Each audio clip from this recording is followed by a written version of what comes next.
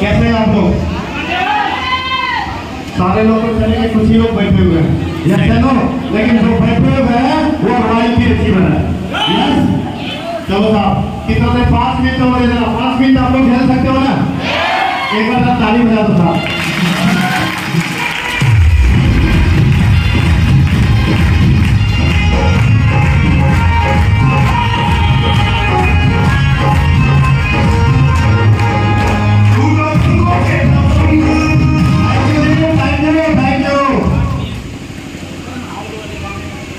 कहते खुद ही को कर बुलंद इतना, खुद ही को कर बुलंद इतना कि हर तकदीर से पहले खुदा बंदे से खुद पूछे कि बता तेरी रजा क्या है। दोस्तों, सबसे पहले तो आप जितने भी लोग बैठे हुए हैं, आप सभी को बहुत बहुत धन्यवाद। इस सफल आदमी के दुनिया में, इस जीटीएम परिवार में आप सबका मैं हार्दिक अभिनंदन करता हूँ, हार्दिक स्वागत करता हूँ। दोस्तों, आज मैं इस स्टेज पर हूँ as a chief guest celebrity. सच पूछो तो साहब, इसमें अपनी कोई काबिलिटी नहीं है। इसके लिए सबसे पहले परमपिता परमात्मा को धन्यवाद करता हूँ, जिन्होंने इस धरती पर भेजा, अपने माँ बाप को जिन्होंने संस्कार दिया, और उसके बाद जो इस कंपनी के रचयिता है, हम सब के लिए एक मार्गदर्शक है, प्रेरणादायक है, मिस्टर प्रदीप जैन और मिस्टर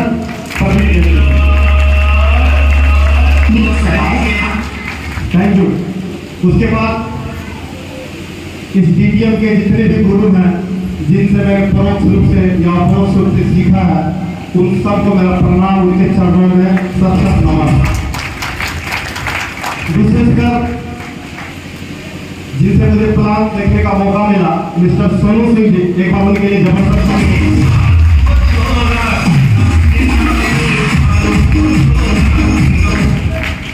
उसके बाद हमारे दिल के धड़कन, गुरुगांव के आनबान स्थान, मिस्टर विनोद कुमार प्रजापति जी के लिए।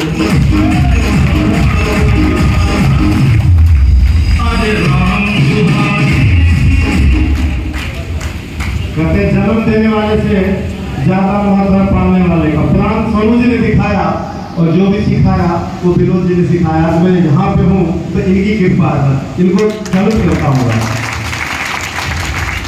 इस कड़ी में मिस्टर बालकिशन प्रजापति जी हैं। आज हम लोगों को एक समक्ष नहीं आ पाया, किसी कारण से हमें आशीर्वाद नहीं मिल पाया उनका, लेकिन जहाँ भी है उनके चरणों में भी नमन करता हूँ, क्योंकि मैंने उनसे भी बहुत कुछ सीखा है। उसके बाद जितने भी मेरे ग्रो लाइन है, जो लव लाइन है, मैं आप लोगों के लिए क्या बताऊँ।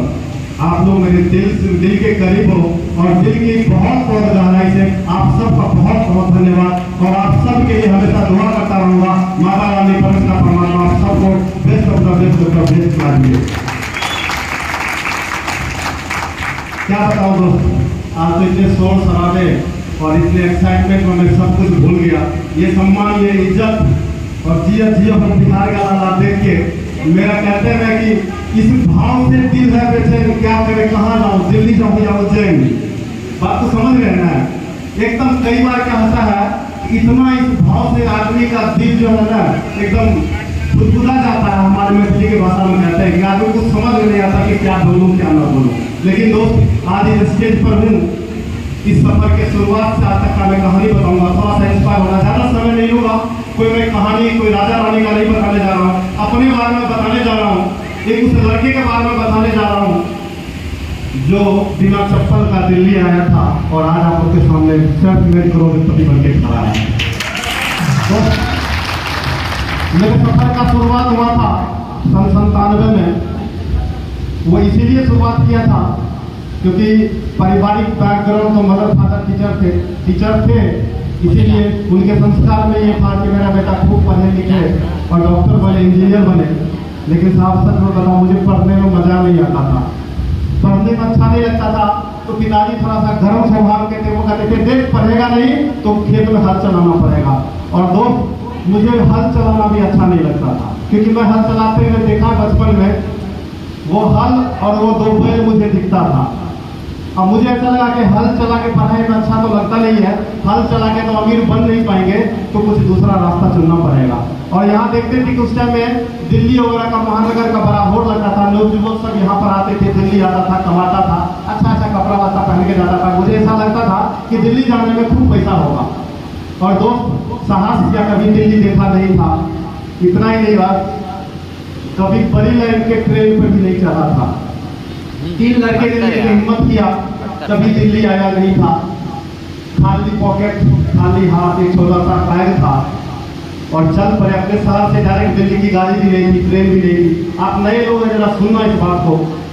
आदमी कहता है कि सर हमको इसका ये नहीं मिला, हमको ये नहीं मिला, जिसका बहुत बहाना करता था। आज मैं अपनी कहानी सबको बता सकता हूँ और एक बात का गारंटी दे रहा हूँ यहाँ से कि मेरे जैसा एक साधारण परिवार, मध्य वर्गीय परिवार का लड़का यदि पीटीएम के बदौलत वहां से उठ के यहाँ तक आ सकता है, तो आप में से हर एक आदमी वहां से उठकर यहाँ तक आ सकता है। ये मेरा गारंटी है। दोस्त 3 आदमी मिलकर हिम्मत किए, चल दिल्ली की तरफ चल दिए। सहरसा का रहने वाले हैं, सहरसा से खगड़िया पहुंचे। खगड़िया से हमारी ट्रेन थी, वहीं से बड़ी लाइन की ट्रेन चला करती थी। उस टाइम में 2-3 ट्रेन ही चला करती थी। महानंदा का नाम सुना था, सोचे महानंदा में चले जाएंगे। महानंदा में आया, टिकट कटाया, ट्रेन आई प्लेटफॉर्म पर, ट्रेन के तरफ लप के दौड़े। क्यों? क्योंकि कहीं चढ़ जाना था जहाँ सीट मिले। जैसे ही ट्रेन के तरफ लट के रिजर्वेशन वाला हो गया है, टीटी वाला आगे आगे आगे, क्योंकि वैसा ही ड्रेस का कोड था अपना। क्या करते? दौड़े। क्यों? क्योंकि एक चीज तो बिहार से लेके चले थे, गांव से लेके चले थे, साथ जेब तो खाली था, हाथ तो खाली था, लेकिन मन में बड़ा अरमान था, बड़ा सपना था। क्या सपना था? क्या सपना था? जानना चाहते हो क्या? क्या सपना था? जानना चाहते हो क्या? सर सपना था अमीर बनना। कितना अमीर बनना, अमीर कैसा होता है इसका कोई परिभाषा नहीं था, क्योंकि नौजवान थे, नवयुवक थे। उतना उस समय टीवी नहीं था, उतना उस समय में मोबाइल नहीं था, मल्टीमीडिया नहीं था कि यूट्यूब पर देख के कुछ जानकारी लेते। जो बड़े बुजुर्गों से सीखने को मिला था कि अमीर क्या होता है। अमीर के पास एक अपना मकान होता है, यस चलो, अपनी गाड़ी होती है, बढ़िया बढ़िया कपड़ा होता है, यही अमीर का परिभाषा होता था। यस चलो, यही अमीर बनने के लिए महानंदा ट्रेन की तरफ लपके। लेकिन जैसे ही ट्रेन के पास आए, टीटी ने कहा आगे बढ़ो। आगे बढ़ा तो साहब जनरल बोगी की तरफ गया। जनरल बोगी में आदमी ऐसे खड़ा हुआ था जैसे कि एक सामान के ऊपर सामान रखा हुआ होता है। यस चलो, उसमें चढ़ना क्या, उसके तरफ तो देखना भी मुश्किल था, लेकिन दिल में सपना था और नौजवान थे, हिम्मत था। उधर से कुली का आवाज आता है, 10 रुपया लगेगा, चढ़ा देंगे। क्या बोला कुली? 10 रुपया लगेगा, चढ़ा देंगे। साहब सपने का सवाल था, कौन 10 रुपया देता है? 10 रुपया निकाले, उसको पकड़ाए, पहले मेरे सामान उस डब्बा में फेंक दिया, फिर हमको उठा के फेंक दिया। देखो आप लोग को बड़ा मजाक लगता होगा, बहुत सारे भाई आज इसी कंडीशन के साथ यहाँ पर आते हैं। क्यों? क्योंकि मेरे कुछ लीडर आए थे, वहां से मुझे इंस्पिरेशन मिला, उन्होंने कहा कि इस घटना को बताना चाहिए कि मैं भी ऐसे ही आया था यहाँ पे। और कुछ जनरल बोगी साहब वो अपना कहानी कह रहे थे, मैंने कहा कि इस कहानी को जरूर मैं मेंशन करूंगा, जरूर बताऊंगा, मैं भी ऐसे ही आया था। जब जनरल बोगी में उठा के फेंक दिया किसी तरह से संभले, तो लगा क्या बड़ी ट्रेन का टेस्ट ऐसा ही होता है क्या? बड़ी लाइन के ट्रेन में कभी चढ़े नहीं थे, तो किसी तरह से संभले के बाद चूंकि सपना पूरा करना था, इसीलिए हिम्मत था और मन में उद्गार था।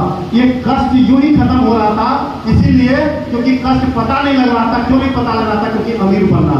क्या करना था? अमीर बनना। अमीर बनना हमारा एक विजन था, हमारा क्या था? लक्ष्य था। और अभी तो शुरुआत था। तो पिताजी का वो कविता याद आता था, सुना दो क्या? पिताजी बचपन में पढ़ाते थे कि बेटा जब पीछा जाता है इच्छु दंड, तभी बहती है रस की धारा प्रचंड। गन्ने को जब मशीन में डाल के फेरा जाता है तब उससे धारा, रस का धारा निकलता है। यस चलो, अपने आप को संभालते रहे। एक पैर पर कभी इस पैर पर खड़ा होते थे, जनरल बोगी में कभी इस पैर पर खड़ा होते थे, अपने आप को संभालते थे। पिताजी का वो कविता याद करते थे। पिताजी कहते थे जब मेहंदी को पीसा जाता है, मेहंदी जब सहती है प्रहार, तभी बनता ही है लहंगाओं का श्रृंगार। पिताजी पढ़ाते थे, ये बात याद था।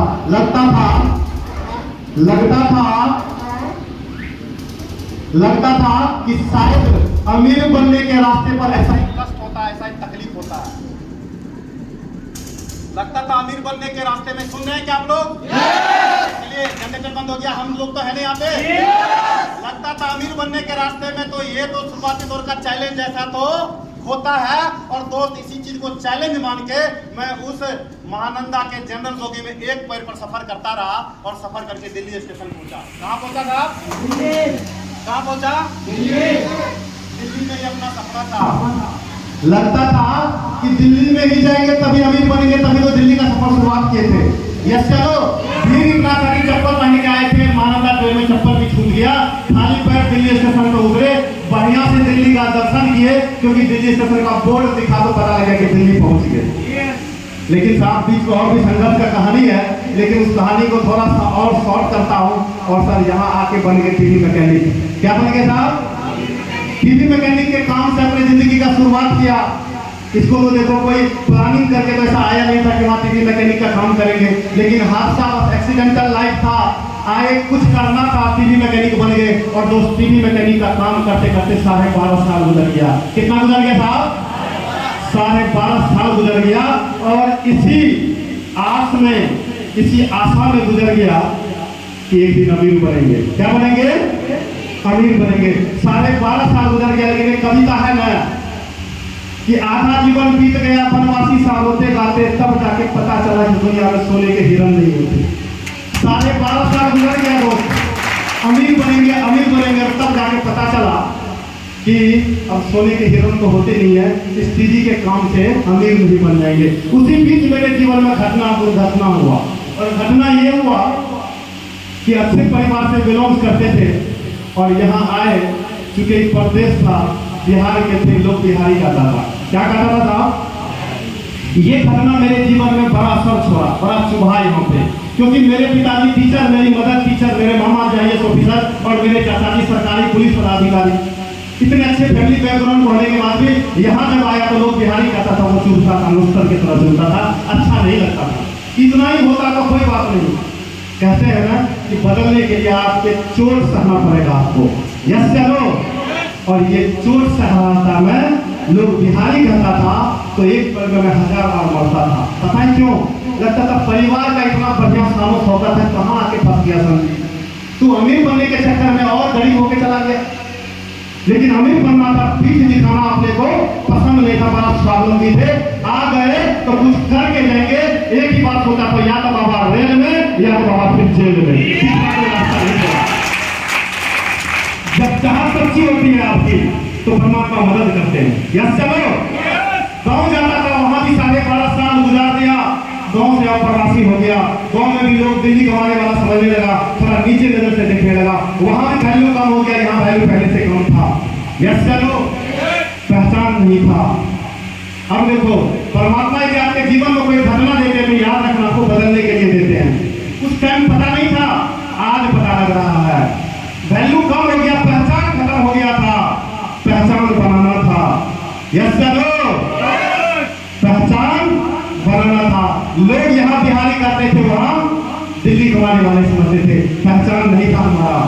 और परमात्मा से दिल से यहाँ पे आवाज निकलता था कि परमात्मा मेहनत तो बहुत कर रहे हैं लोग। टीवी का काम करते थे, सुबह 6 बजे दुकान को खोलना और रात को 11 बजे बनाना। इतने घंटे रोज मेहनत करते थे और बाप उसके से दाल रोटी कमा पा रहे थे। पहचान भी नहीं था। वही एक रीजन आया हमारे जिंदगी में, क्या? पहचान बनाना। क्या? पहचान बनाना। क्या? पहचान बनाना। लोग बिहारी कह रहा है, ये कबूल नहीं है अपने आप को। बात को समझ रहे नहीं समझ रहे हैं? और दोस्त, ये मेरे जीवन का एक रीजन बना। रीजन था क्या? अमीर बनना है। ताजमहल का सपना नहीं था, अपना एक मकान चाहिए जिसमें बढ़िया सा, वो क्या बोलते हैं सर, ग्रेनाइट पत्थर बोलते हैं क्या? ग्रेनाइट लगा हुआ एक पत्थर वाला सीढ़ी भी चाहिए, हर एक बेडरूम में AC भी चाहिए। सबका सपना होता है कि नहीं होता है? एक बढ़िया सा गाड़ी भी चाहिए। यस चलो। और गाड़ी आ जाती है तो गाड़ी तो अपने आप ही आ जाती है। यस चलो। ये थोड़ा सा सपना था, ज्यादा बड़ा सपना नहीं था, थोड़ा सा सपना था। मजदूरी कर रहे थे साहब, सुबह से लेकर रात तक मजदूरी तो कर रहे हैं। मजदूरी तो हम सब कर रहे हैं, नहीं कर रहे? सुबह से लेकर शाम तक मजदूरी करते थे। ये विश्वास था कि यदि हम किसी मजदूर का मजदूरी नहीं मानते हैं, हमारे पास तो बहुत छोटा अमाउंट होता है, हमारे पास तो बहुत छोटा पैसा होता है। यस चलो। जब हमारे जैसा आदमी किसी मजदूर का मजदूरी नहीं मारता है, अरे वो परमात्मा तो ऑलमाइटी है, सुबह से लेकर शाम तक मेहनत करते हैं, वो हमारे मजदूरी को कैसे मारेगा?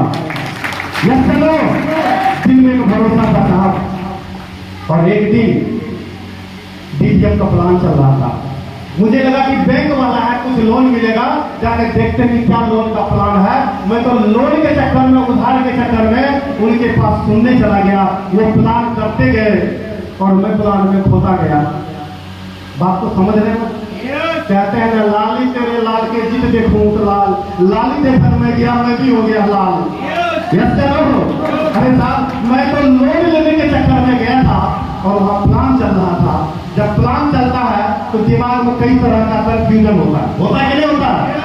लेकिन साहब मैं तो अमीर बनने के लिए आया था, मेरे दिमाग में कोई कंफ्यूजन नहीं था। उस महानंदा ट्रेन में लटक के एक पैर पे आया था, लोग जहाँ बिहारी करता था, और साहब अपने अंदर तो विजन भी था, सिर्फ एक मिशन की जरूरत थी। यस चलो, और हवा देने के लिए ये डीजीएम आ गया। आप लोगों के पास तो प्लान चलता है, हाँ जी, नहीं लोग, आप लोगों ने प्लान देखा है क्या? जो पहली बार इधर हाथ उठाइए, क्या बात है, जबरदस्त, एक बार ताली बजाइए हमारे नए साथी के लिए। आप लोगों को प्लान दिखाया जाएगा, एलोवेरा के बारे में बताया जाएगा, अकाई बेरी फर्स्ट तुलसी आपको लगेगा तो यार ये क्या होगा, पैसे में बहुत लग रहा है। यस चलो, लेकिन दोस्त हमारे दिमाग में, थैंक यू गॉड, मेरे दिमाग में सब कुछ नहीं चल रहा था, क्योंकि मैं सारे 12 साल से इंतजार कर रहा था कि अमीर बनना है, और अमीर बनने का प्लेटफॉर्म अकाई बेरी एलोवेरा कुछ समझ में नहीं आया। एक चीज समझ में आया, प्लान में आगे चलता गया, छठा लेवल 2,55,000 रुपया। छठा लेवल पे कितना आता था? छठे लेवल पे कितना अमाउंट आता है?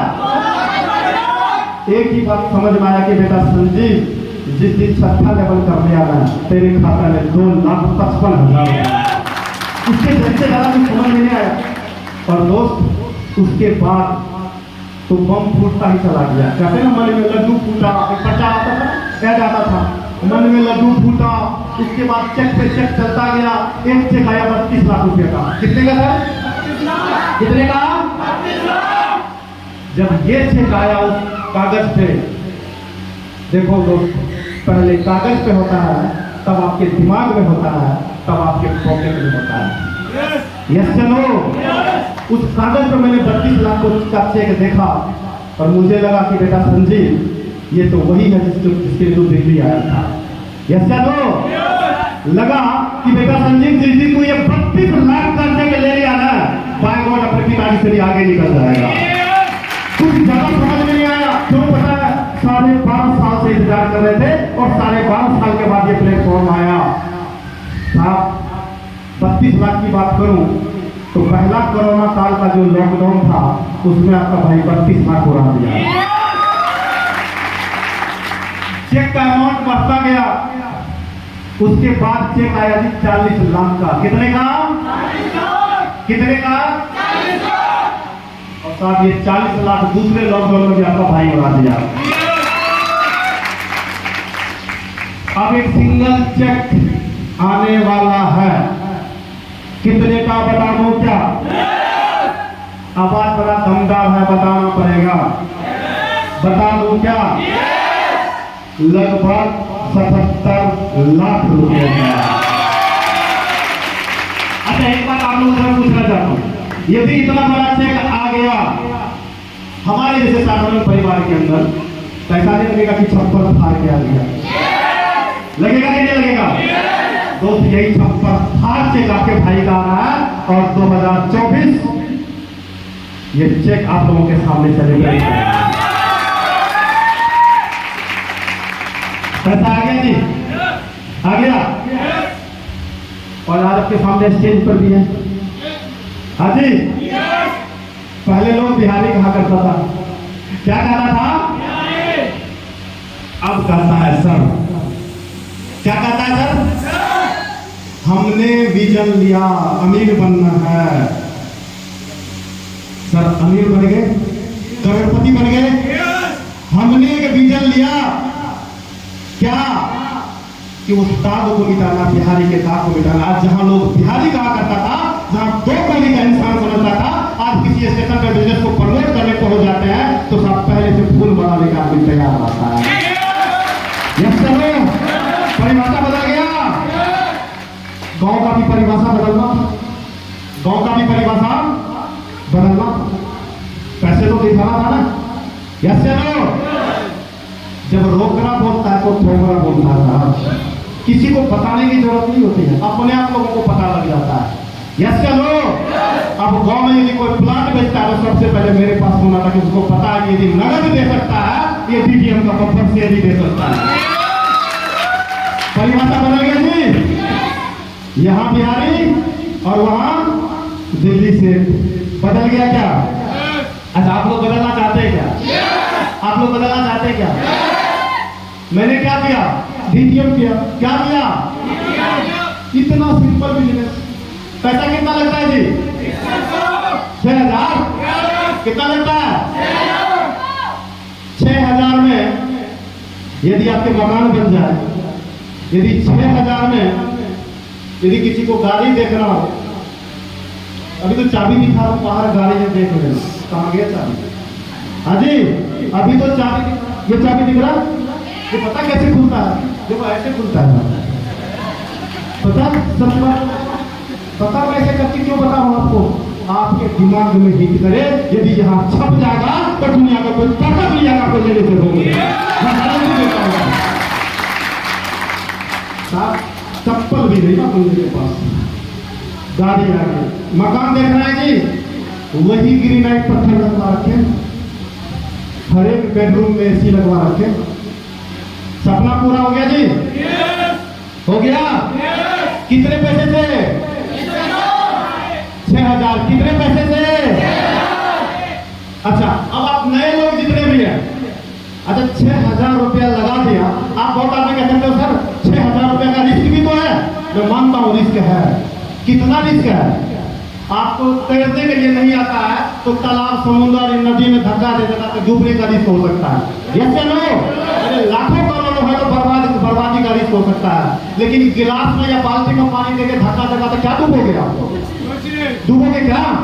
अच्छा 6,000 रुपया लगाया और बिजनेस नहीं चला तो कितने लोग हैं जो फांसी खा लोगे? ये बताओ। कोई नहीं है? अरे 6,000 रुपया लगा के यदि बर्बाद भी हो गया, डूब भी गया तो कोई फर्क नहीं पड़ता है, और यदि आ गया तो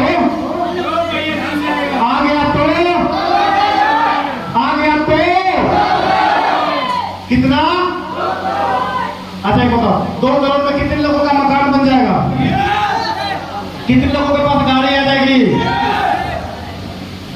अरे सर, जब सारे लोगों के पास आएगी तो करते क्यों नहीं हो? 6,000 पर लगाते क्यों नहीं हो? एक बार बताओ, डीडीएम करने का तो आज आपने देखा, ये मंच देखा, ये भैया ये कोट देखा, टाई देखा, ये डांस देखा और इतना बड़ा चेक देखा, मन में तो लड्डू जरूर फूट रहा होगा। यस या नो? लेकिन साली 6,000 रुपए कैसी की तैसी होगी? जब 6,000 रुपए लगाने की बारी आएगी ना, तब आप किसी से सलाह मशुरा लेंगे लोग। यस या नो?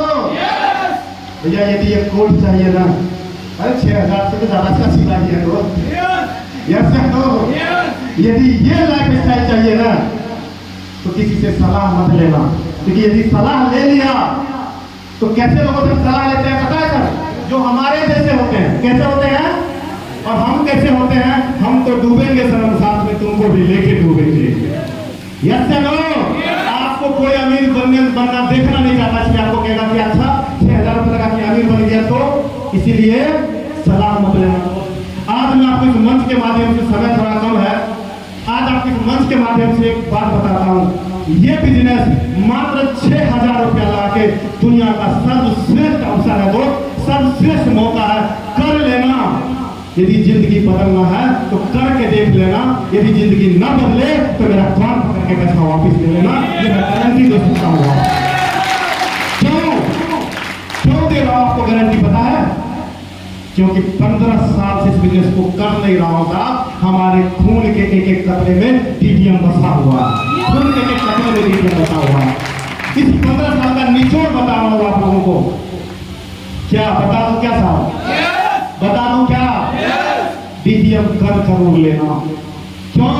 क्योंकि जाने को तो कुछ भी नहीं है, और आने को कितना है? आने को कितना है? बड़ा मेरा फेवरेट कहानी है साहब, कई बार मैंने आप लोगों को सुनाया, आज फिर से सुना देता हूं। एक पहाड़ पर एक लड़का बैठा हुआ था, बाल उसका था बहुत बड़ा बड़ा था, एक बाल से पत्थर को बांध के, पहाड़ को बांध के खींच रहा था।